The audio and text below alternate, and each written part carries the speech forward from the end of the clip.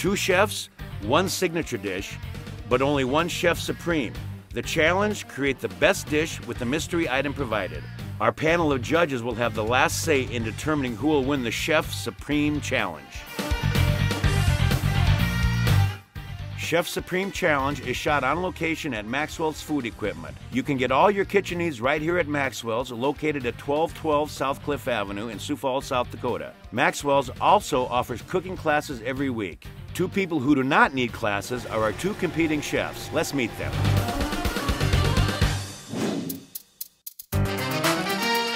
Chef Landon came all the way from the Pacific Northwest to bring his culinary wisdom to Sioux Falls. He currently showcases his skills at the Phillips Avenue Diner and is looking to bring the heat with a chili-infused pasta. Chef Dan is the executive chef at Crawford's in Sioux Falls, and he is no stranger to fine dining, having worked nearly half his life in some of the most exclusive kitchens. His inspiration for today's dish is truffles. Welcome, chefs. Here's how this works. You'll be judged on 3 categories: presentation, taste, and creativity.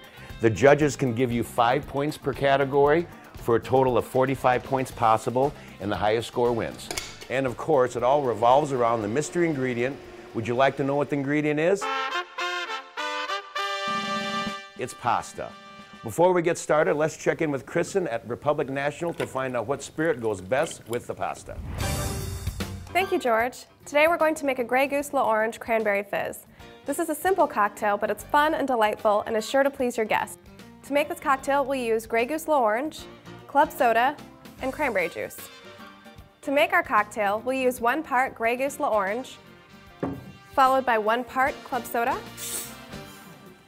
1 part cranberry juice, and we'll garnish with fresh cranberries. And we have a fun, delightful cocktail that's sure to please your guests. Back to you, George. Thanks, Kristen. Now let the cooking begin. Turn on our induction burner. Okay. Get our oil hot.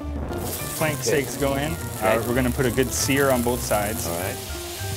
And then I'm going to remove the steak, add all of my veggies, saute them, put the steak back on top, and steam it the rest of the way with the veggies. Braise it. Cool. I'm basically mimicking a basil pesto. Okay. But instead of basil, I'm going to use cilantro. All right. Instead of pine nuts, I'm actually going to use pumpkin seeds.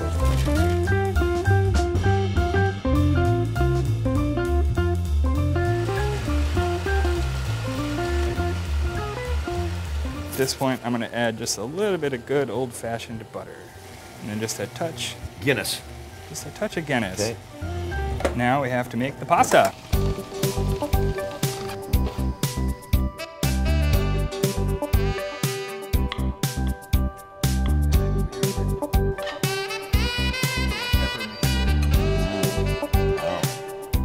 Landon, that looks great. Let's go meet our judges. Our first judge is Megan Jaquit, a culinary instructor from CTE Academy. Next is Polly Dean, food reviewer from 605 Magazine. And lastly, Corey Myers from ArgusLeader.com. Judges, this is Landon from the Phillips Avenue Diner. Landon, tell them what you made. Today I made for you an ancho chili and coriander infused pasta, tossed in a cilantro pesto with a poblano jalapeno relish and a flank steak. Tell me a little more about the relish. Poblano peppers and red jalapenos, I think they call them Fresno peppers, and yellow tomatoes, and onion, just cooked down with Guinness. What did you say the pasta was infused with? I made it with ancho chili, regular chili, coriander, pink peppercorns, and a little bit of alderwood smoked sea salt.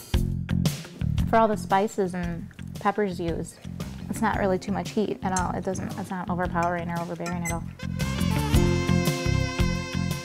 Thank you very much, Landon. It was great. Now let's see what Dan's cooking. Dan, what do you have for us? I have a confit duck and boursin tortellini on top of savory butternut squash puree and a black truffle and white balsamic gastrique. Let's get started. All right. What does confit duck mean? Cooking in its own fats or different fat. I used olive oil. You made the tortellini before? I did.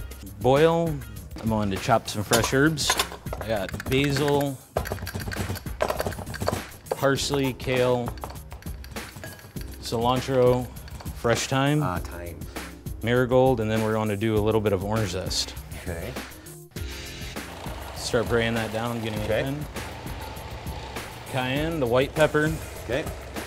salt, and brown sugar. And while that's pureeing, get the pasta going.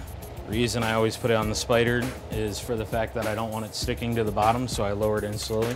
This is a black truffle and white balsamic gastrique, 4 dollops of the butternut squash puree. So it's boards and cheese and duck confit. Yes. And then I have a parm crisp made earlier, just for a little bit of texture.